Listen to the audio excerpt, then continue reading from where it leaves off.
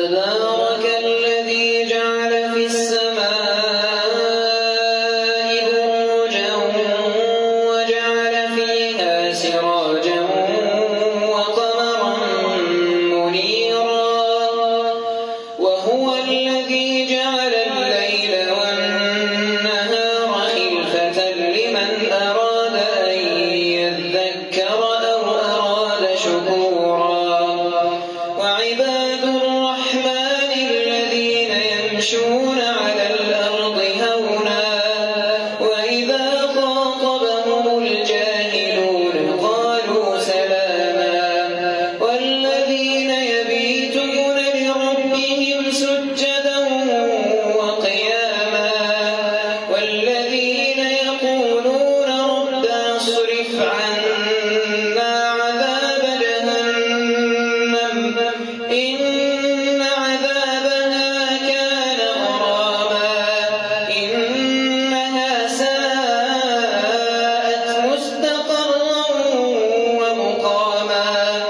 والذين إذا أنفقوا لم يسرفوا ولم يقتروا وكان بين ذلك قواما والذين لا يدعون مع الله إلها آخر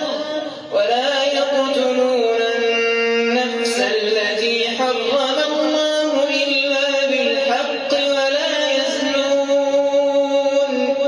ومن يفعل ذلك يلقى أثاما يضاعف له العذاب يوم القيامة ويخلد فيه مهانا إلا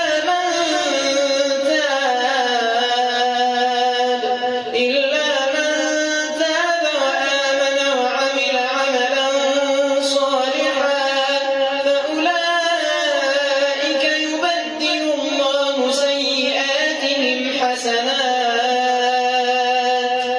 وكان الله غفورا رحيما الله